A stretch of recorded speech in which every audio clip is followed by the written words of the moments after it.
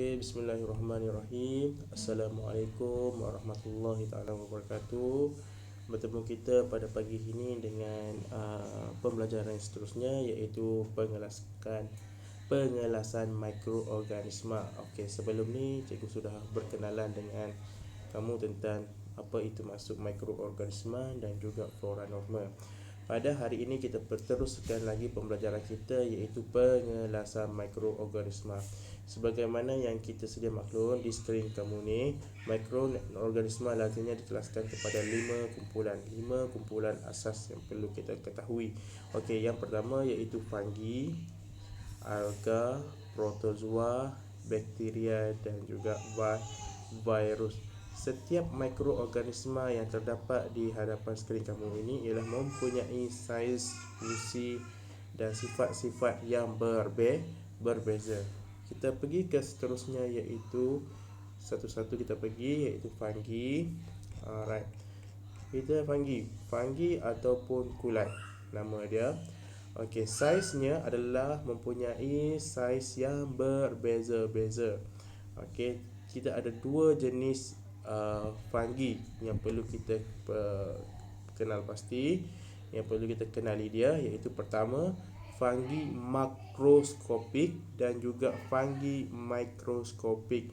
Dua-dua fungi ini dia berbeza. Okey, fungi makroskopik ini kita boleh lihat dengan mata kasar, manakala fungi mikroskopik ini kita tidak boleh melihat dengan mata kasar. Okey, biasanya antara contoh fungi makroskopik ni adalah cendawan lah.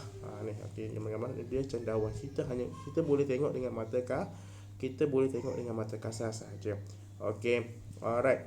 Manakala fungi mikroskopik ni antara contohnya yang yeast dan juga muko, kita mesti tengok dengan mikroskop, dengan bantuan mikroskop. Kerana apa? Saiz dia adalah di antara 10 mikrometer hingga 100 mikrometer, sangat kecil. Jadi ia perlu bantuan daripada mikroskop untuk melihat yeast dan juga muko tersebut. Okey, kebanyakannya fungi yang ni, yeast dan muko ni, dia wujud secara berkoloni ataupun berkumpulan. Okey, yang kalau kita sendiri maklum, kita tengok yang ni lah, yang roti ni, kita boleh berjumpa dekat dia. Kalau roti yang tamak tempoh, kita akan nampak dia tumpuk-tumpuk macam kulat ni. Kulat itu adalah fungi lah.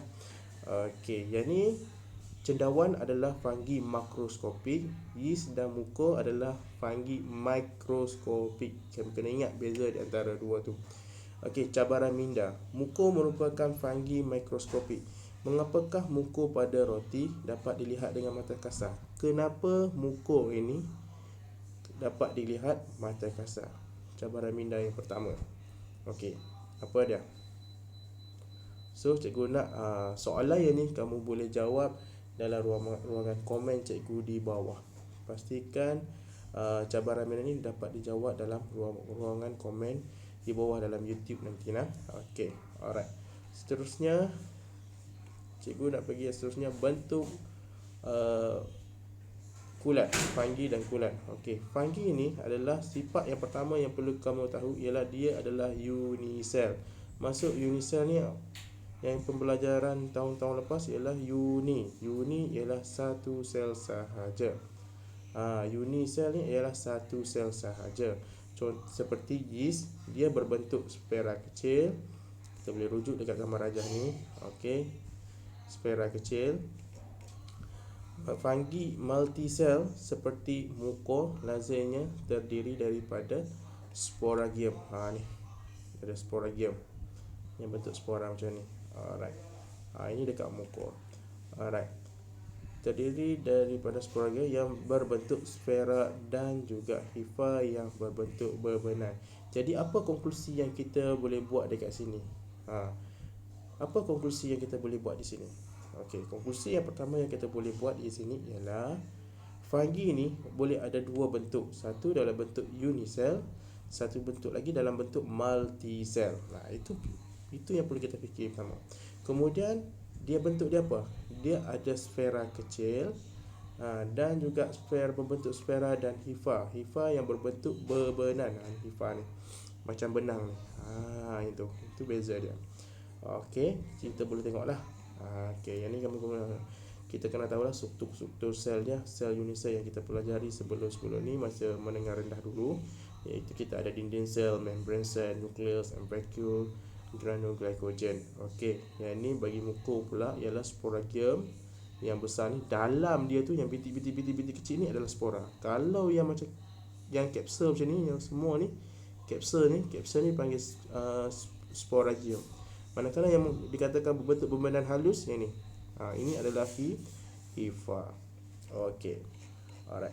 Seterusnya, apa nutrisi yang terdapat di dalam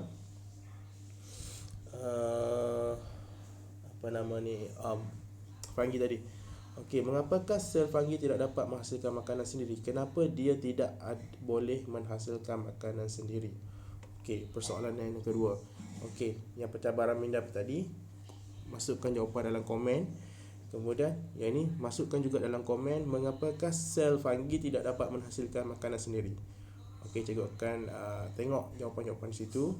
Alright, setengah fungi merupakan saprofit yang memperoleh nutrien daripada organisma yang telah mati dan repuk, manakala setengah fungi lagi ialah parasit yang memperolehkan nutrien dari perumahnya. Jadi kita nampak lagi, kita jumpa lagi dua benda di sini yang berbeza, iaitu fungi ni ada yang saprofit, ada yang parasit. Okey. Saprofit dia ambil nutrien daripada organisma yang mati. Itu saprofit. Manakala parasit ialah yang memperoleh nutrien daripada rumahnya. Contohnya dalam rumah tu, dia ambil nutrien daripada rumah tu, makan untuk dia. Tapi saprofit ni tugas dia apa dia pula? Dia ambil yang dah mati. Dia tak kacau orang. Dia ambil yang dah mati. Okey. Alright. Kemudian cuba kita imbas kembali lagi. Apakah kepentingan fungi saprofit dalam kita nitrogen, kita karbon dan kita oksigen? Ada lagi kepentingan dia.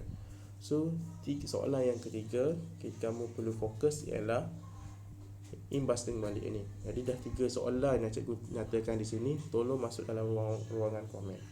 Okey. Tengok, ini antara contoh-contoh ulat, iaitu nama ulat ni Trichophyton rubrum. Okey. Ini adalah fungi parasit. Dia makan perumah dia. Nutrien yang daripada perumah dia. Okey, bagaimana pula dengan habitat tinggal fungi ni? Habitat mikroorganisma lazimnya dihubungkan dengan nutrisi mikroorganisma. Oleh itu, fungi biasanya hidup di tempat yang mempunyai bahan reput banyak, tindak yang banyak, kemudian tinja kulit haiwan dan makanan. Maksudnya di sini ialah fungi ini dia akan duduk di tempat kawasan yang banyak nutrisi. Antara tempat-tempat yang banyak nutrisi, satu, tinja. Kedua, bahan yang reput, kulit haiwan dan juga makanan. Okey, fungi juga sesuai tumbuh di persekitaran yang gelap dan lembap. Dia suka duduk di kawasan gelap dan juga lembap. Antara nyata contoh habitat bagi Trichophyton rubrum. Di mana contohnya biasanya duduk Trichophyton rubrum?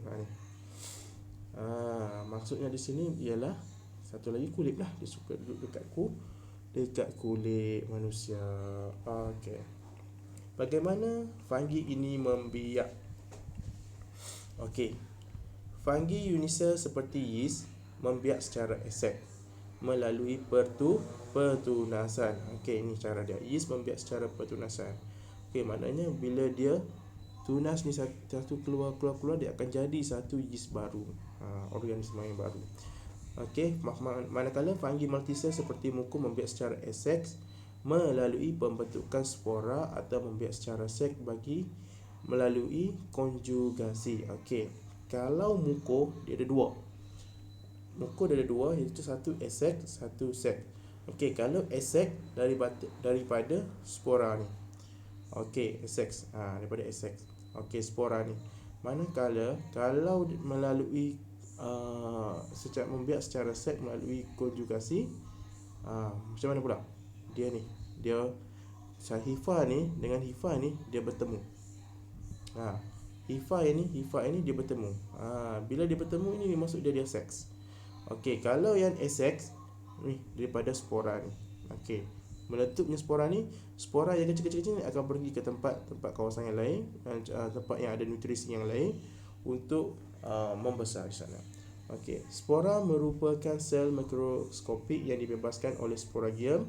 Apabila spora yang sangat halus dan ringan dibawa oleh angin ke persekitaran yang sesuai, spora tersebut akan bercambah tanpa bersenyawa. Macam cakap tadi lah, dia akan terbang ke tempat yang lain. Dalam proses konjugasi pula, pertemuan hifa berlaku, gamet dihasilkan dan persenyawaan gamet menghasilkan mukor yang baru. Okey, ni dia bertemu, pertemuan di antara hifa. Okey, itu yang pertama tentang tentang fungi. Okey, sekarang kita pergi yang kedua dulu. Hari ni kita fokus kepada dua dulu ya. Dua dahulu untuk nanti kita akan sambung lagi balik yang lain pula. Okey, alga pula. Okey, saiz alga mempunyai saiz yang berbeza-beza. Terdapat alga makroskopik dan juga alga mikroskopik. Sekarang kita jumpa lagi satu alga makroskopik, satu lagi alga mikroskopik. Sebagaimana yang kita tahu, kalau makroskopik kita boleh tengok dengan mata kasar kita. Manakala kalau mikroskopik kita perlu minta bantuan mikroskop. Kerana apa? Kalau mikroskopik maksudnya ialah saiz dia sangat kecil, iaitu di antara 1 mikrometer hingga beberapa ratus mikrometer sahaja. Okey, kita tengok dulu apa contoh alga mikroskopik ni. Contohnya ialah alga laut. Alga laut kita boleh nampak dengan mata kasar kita, ini alga laut. Manakala alga mikroskopik kita hanya perlu minta bantuan dengan mikroskop, iaitu contohnya Spirogyra dan juga Chlamydomonas. Okey, ini antara contoh-contoh alga. Okey, seterusnya, bentuk ataupun struktur asas. Okey, alga unisel, alga multisel. Ada dua juga. Alga unisel, alga multisel. Okey. Alga unisel contohnya Chlamydomonas, contoh Chlamydomonas. Alga multisel seperti Spirogyra. Ingat, Chlamydomonas adalah unisel, manakala Spirogyra adalah multisel. Dan mereka juga mempunyai kloroplas yang mengandungi klorofil. Kloroplas, dia ada kloroplas dan juga klorofil. Okey. Jadi persoalan cikgu, apa kelebihan dia ada kloroplas dan juga klorofil ni? Okey, tolong jawab dalam komen yang seterusnya, soalan yang keempat. Okey, soalan keempat, apa kelebihan dia ada kloroplas dan juga klorofil ni? Okey, soalan keempat dah cikgu sudah bagi. Alright. So, ini antara satu Chlamydomonas. Kamu boleh tengok dia punya ciri-ciri dia ada mitokondria, adenyl cell, membrane cell, kloroplas yang besar ni, nucleus, vacuole dan flagellum. Ada sama juga yang ni, cuma bentuk dia yang berlainan. Dia ada satu perbezaan dia sini, dia ada bebenan. Yang ni dia ada flagellum, yang ni ada bebenan. Itu berbeza dia. Okey. Nutrisi pula. Okey, nutrisi. Okey, ciri alga ni, kebanyakan alga ni dia berwarna hijau disebabkan kehadiran klorofil di dalam selnya. Bila ada klorofil, jadi dia warna hijau. Perkara ini untuk membezakan alga mikroskopik daripada mikroorganisma yang lain. Kemudian dikata klorofil ni membolehkan alga menghasilkan makanan sendiri melalui fotosintesis. Okey. Cabaran yang kelima, Minda, soalan yang kelima, iaitu mengapakah alga tidak dapat ditemukan di dasar laut dalam? Itu salah satu dia. Okey, kenapa tidak dapat ditemukan di dalam laut dalam? Okey. Alright. Kemudian seterusnya, habitat dia pula. Habitat alga ni biasanya hidup di dalam air tawar, air masin, tanah lembap dan kulit pokok yang terdedah kepada cahaya matahari. Dan akhir sekali iaitu cara pembiakan. Okey. Alga seperti Chlamydia monas dapat membiak secara aset melalui berbelahan dedua. Okey, ini masuk berbelahan dedua. Okey. Alright. Okey, dan secara set melalui konjugasi.